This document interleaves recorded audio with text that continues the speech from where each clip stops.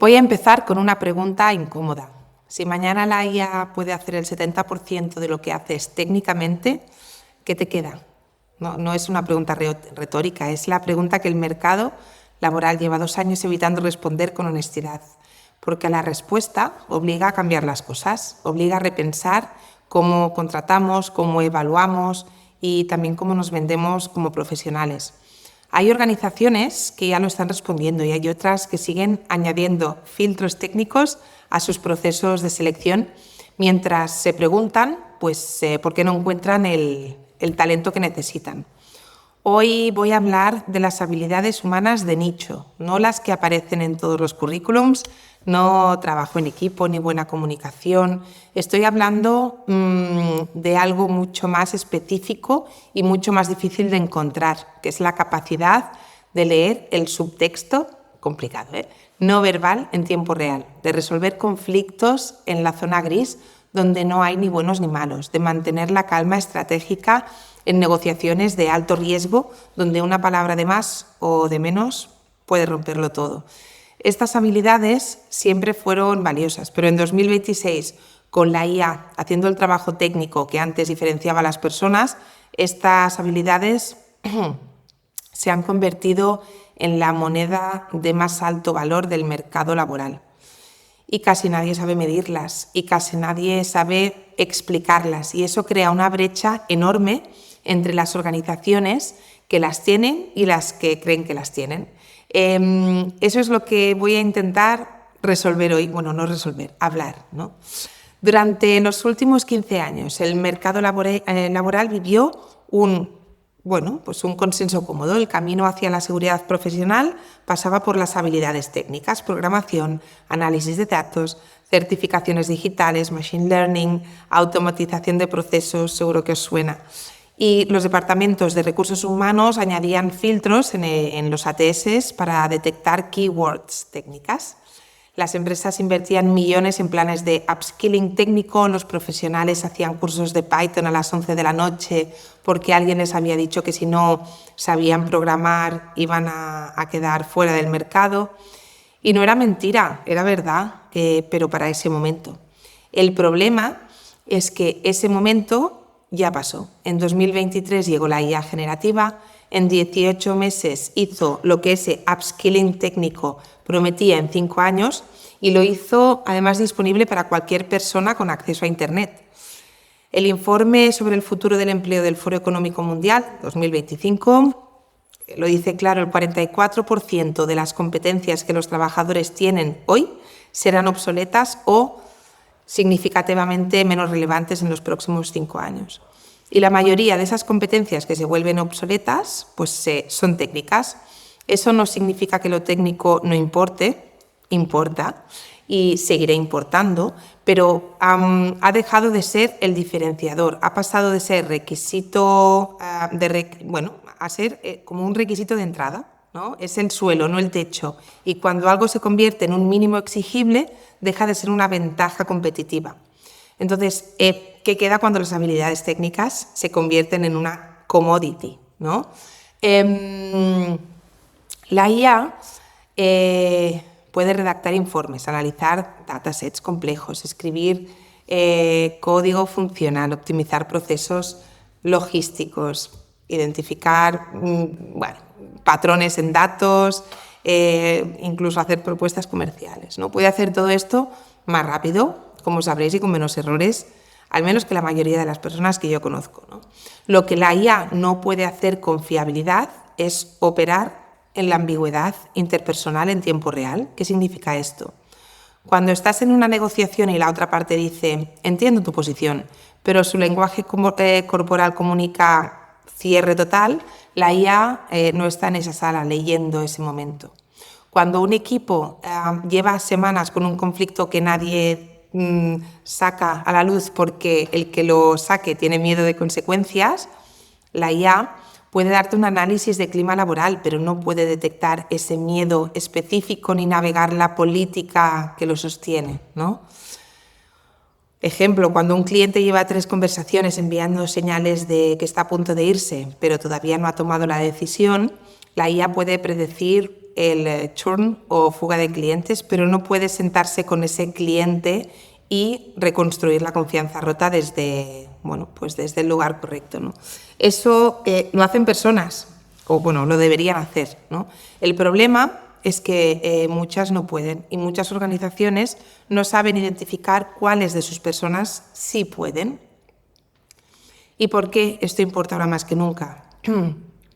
Pues antes, en un entorno donde las tareas técnicas diferenciaban a los profesionales, estas habilidades interpersonales eran un extra, eran un complemento, lo que se daba por descontado si la persona era buena técnicamente.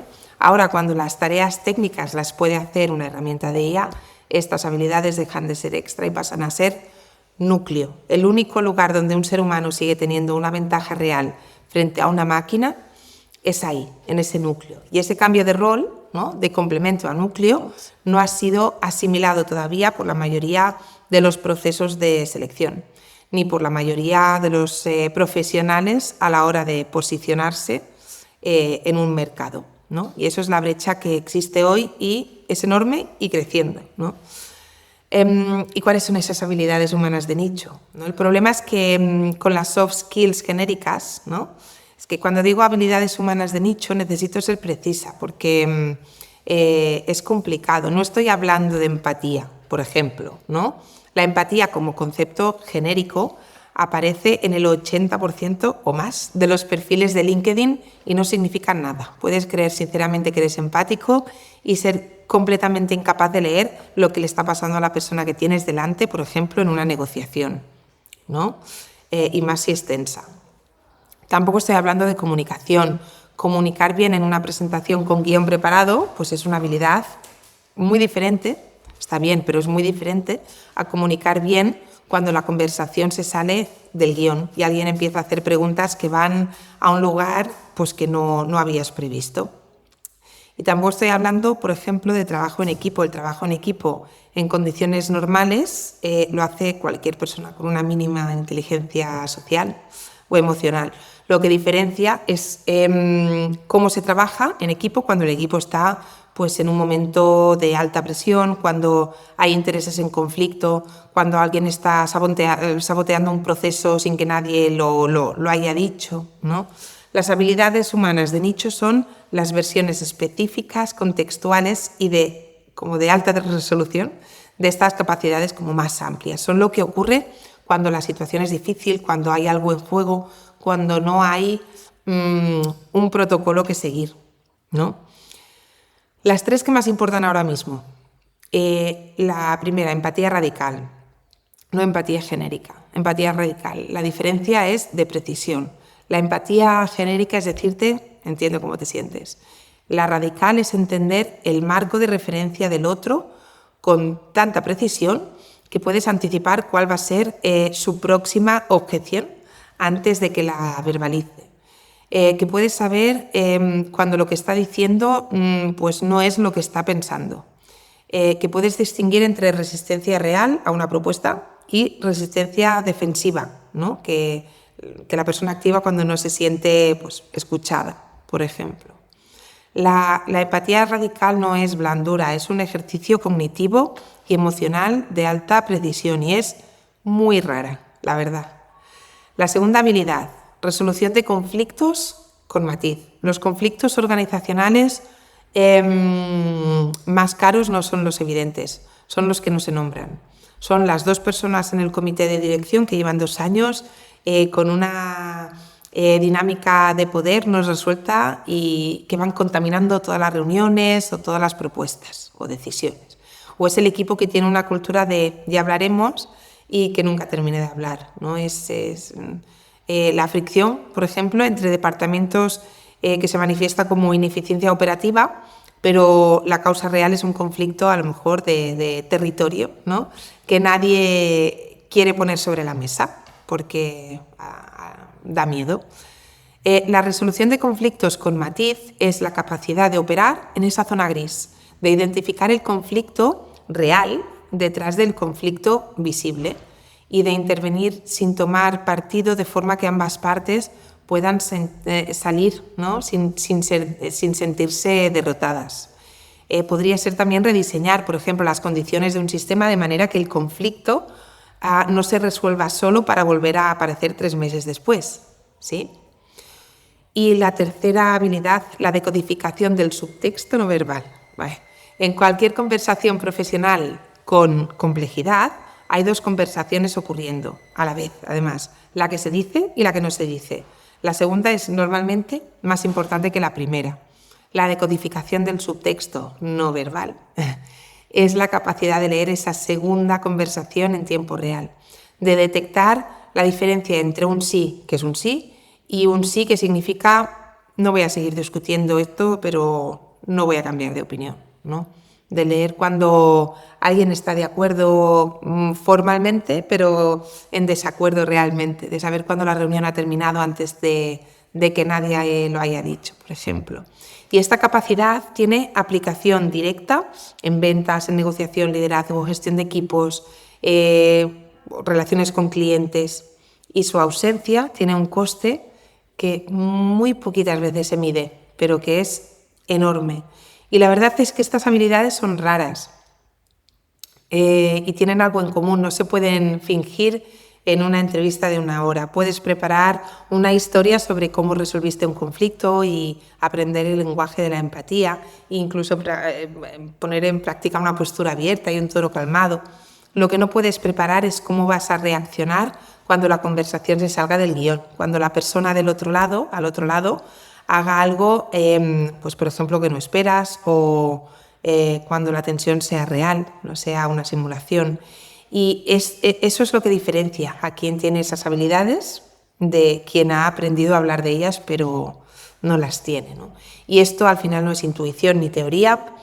Hay evidencia empírica sólida sobre esto. El proyecto Aristóteles de Google analizó durante 5 años qué hacía que algunos de sus equipos rindieran bastante mejor que otros con capacidades técnicas equivalentes. Tenían todos los datos: composición del equipo, experiencia técnica, diversidad de perfiles, estructura jerárquica, y la conclusión fue, bueno, algo que no se esperaban, ¿no? La variable que mejor predecía el alto rendimiento no era la experiencia técnica acumulada, era la seguridad psicológica, la capacidad de los miembros del equipo de hablar sin miedo a ser juzgados o sin miedo a sufrir consecuencias. ¿Y qué creaba esa seguridad psicológica? Pues exactamente las 3 capacidades que hemos hablado. Una empatía radical, que hace que las personas se sientan realmente escuchadas. La gestión de conflictos, que impide que las tensiones se acumulen en silencio hasta que explotan. Y la capacidad de leer, cuando alguien está reteniendo información porque no se siente seguro o segura de compartirla. McKinsey, en su último informe sobre futuro de trabajo de 2024, identificaba la efectividad interpersonal como la brecha de habilidades con mayor distancia entre demanda y oferta en el mercado laboral global. No programación y análisis de datos, efectividad interpersonal. Y Deloitte, en su análisis de tendencias de capital humano, lleva 3 años consecutivos señalando que las organizaciones con mayor capacidad de gestión de conflictos y colaboración tienen de media más o menos un 30% más de rentabilidad a largo plazo que las organizaciones con capacidades técnicas equivalentes. Estos no son datos sobre bienestar o cultura, son datos sobre un rendimiento financiero. Por ejemplo, un caso concreto: Harvard Business Review publicó en 2023 un análisis de negociaciones de alto valor, fusiones y adquisiciones, contratos de más de 50 millones de euros más o menos, reestructuraciones corporativas y demás. Y estudiaron qué variables predecían el resultado de la negociación. La preparación técnica del equipo negociador evidentemente importa, y el conocimiento del sector importa. Pero la variable que mejor predecía el resultado era algo diferente, era la capacidad del negociador o negociadora de mantener la ambigüedad sin que eso lo bloqueara. Lo llaman tolerancia a la ambigüedad, ¿no? Que es la capacidad de operar en una situación donde no tienes toda la información, donde las señales son a veces contradictorias y, sin embargo, puedes mantener la calma como para seguir leyendo la situación en lugar de llevarte a la acción, de precipitar una conclusión, ¿no? Los negociadores que no tienen esta capacidad hacen algo muy específico, ¿no? Cuando la situación se vuelve ambigua, que es se aferran a su posición, empujan más fuerte o van a argumentos técnicos que ya han dado porque no saben qué más hacer, ¿no? Y ese empuje, al final, en el momento en el que la situación a lo mejor requiere escucha, pues es lo que rompe la negociación, ¿no? Los negociadores que sí tienen esta capacidad hacen lo contrario. Cuando la situación se pone ambigua, se abren, hacen preguntas, observan, esperan, y en esa espera obtienen información que el otro lado da sin querer, porque la tensión del silencio al final es difícil de sostener. Y eso es una habilidad humana de nicho y casi ningún proceso de selección la evalúa. Pensemos, por ejemplo, en un ejemplo que todos hemos visto, aunque no lo digamos, ¿no? Por ejemplo, en la última vez que viste a alguien gestionar bien una situación difícil en una reunión. Alguien que, cuando la conversación se tensó, supo exactamente cuándo hablar y cuándo no. Que no puso a nadie en una posición defensiva, no atacó, que consiguió que la reunión terminara con un acuerdo real, no con eso de vale, acepto, pero me voy enfadado. Y ahora piensa en cómo esa persona lo hizo. Probablemente ni siquiera puedas describir exactamente lo que hizo. Solo sabes que funcionó, ¿no? Eso que esa persona hizo, bueno, pues tiene nombre, tiene estructura y se puede identificar, se puede evaluar y desarrollar. Lo que no se puede hacer es seguir ignorándolo en los procesos de selección, incluso de promoción, ¿no? del talento. Y al final, ¿qué pasa, ¿no? En los procesos de selección? Los procesos, cuando seleccionamos, ¿no? Estamos diseñados como para medir lo que es fácil de medir. Certificaciones, años de experiencia, keywords que coinciden con la descripción del puesto, resultados cuantificables en posiciones anteriores. Todo esto son proxies. El ATS filtra por palabras clave porque es lo que sabe hacer. Y las entrevistas estructuradas preguntan, oye, cuéntame un ejemplo de cuando resolviste un conflicto. Y bueno, pues aceptan cualquier historia bien narrada como, bueno, pues sí, tiene la competencia, ¿no? Y bueno, voy más allá, pruebas psicométricas, ¿no? Que miden rasgos de personalidad amplios, pero que tienen una correlación estadística bastante débil con la capacidad de operar bien en situaciones de alta complejidad interpersonal. El resultado, al final, pues estamos contratando personas que saben hablar de estas habilidades, pero no necesariamente personas que las tienen. Y la diferencia entre una y otra no se hace visible en la entrevista, se hace visible a los 6 meses, cuando el equipo empieza a tener problemas que nadie sabe cómo nombrar, o a los 12, cuando un cliente importante da señales de que algo pues no va bien y nadie en el equipo las detecta a tiempo. Y para una empresa, el coste de no identificar estas habilidades en los procesos de selección es invisible al contratar y horroroso al medio plazo, ¿no? Es el responsable de cuenta que prepara las mejores propuestas del departamento, pero que pierde al cliente en la primera negociación difícil porque no sabe leer cuando el cliente necesita ser escuchado antes de ser convencido, por ejemplo.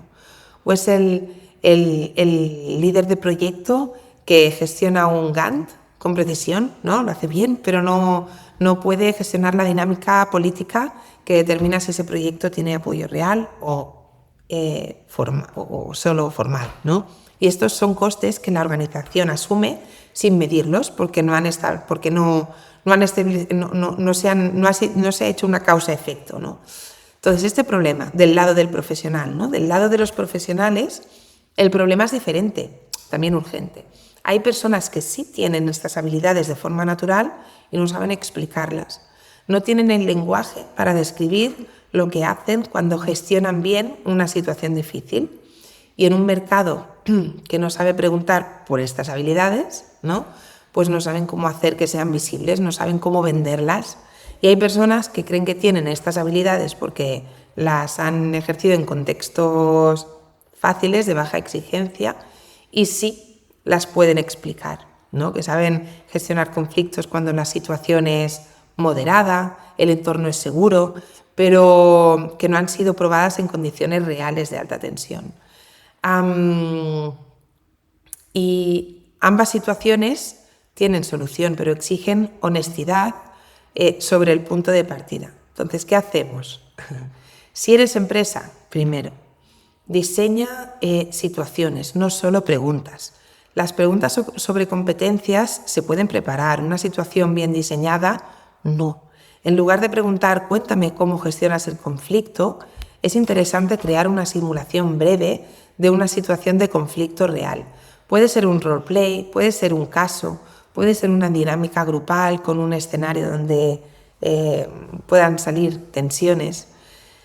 Si sabes bien cómo hacer una entrevista situacional con metodología, con criterio, puedes también intentar prepararlo, ¿no? Aquí lo importante es observar cómo opera la persona en tiempo real, lo que dice, lo que no dice, cómo usa el silencio, cómo responde cuando la otra persona se pone a la defensiva.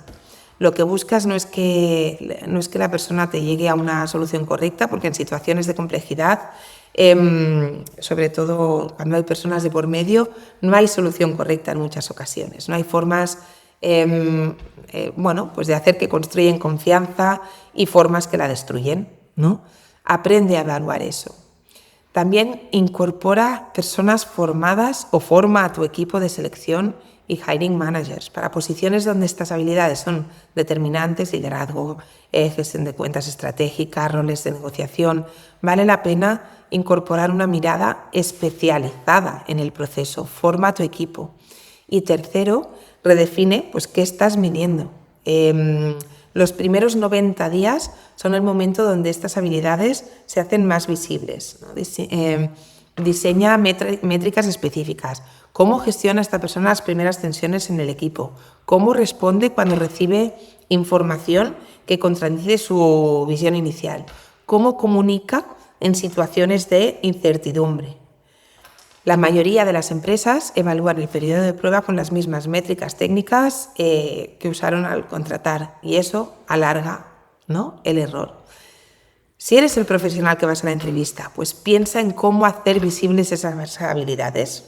Primero, documenta situaciones concretas. No digas, soy bueno gestionando conflictos.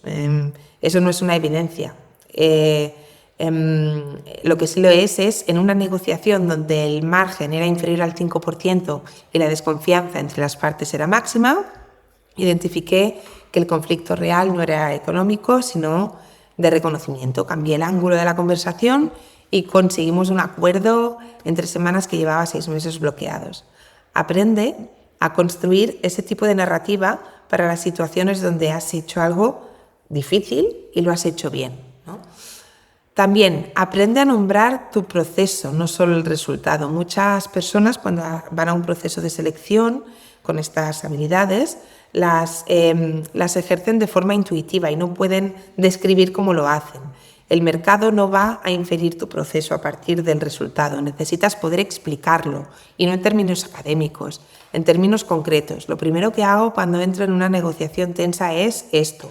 O cuando detecto que alguien no está diciendo lo que piensa, mi siguiente movimiento es lo que sea, ¿no?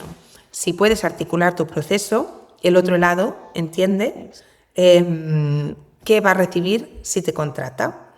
Y también importante, busca contextos donde estas habilidades sean verificables por terceros. Las entrevistas tradicionales son los peores contextos para demostrar estas capacidades. Busca otros proyectos colaborativos donde hayas tenido un rol visible en situaciones difíciles. Referencias específicas de personas que te han visto operar bajo presión. Casos donde el resultado demuestra la intervención que hiciste, ¿no? El mercado confía más en la evidencia de terceros que en la autoevaluación, y tiene toda la razón. Y voy a terminar con algo que creo que de verdad es importante, y es importante decirlo claro, ¿no? Durante mucho tiempo hemos construido organizaciones que sobrevaloran lo que es fácil de medir y menosprecian lo que no lo es. Y el resultado son empresas llenas de personas competentes técnicamente que no saben operar en la complejidad humana. ¿No? Evitan conflictos en lugar de resolverlos. Empresas que miden el clima laboral con encuestas anuales mientras lo que pasa realmente en el equipo va totalmente en contra de lo que está diciendo la encuesta de clima, y la IA no va a resolver ese problema.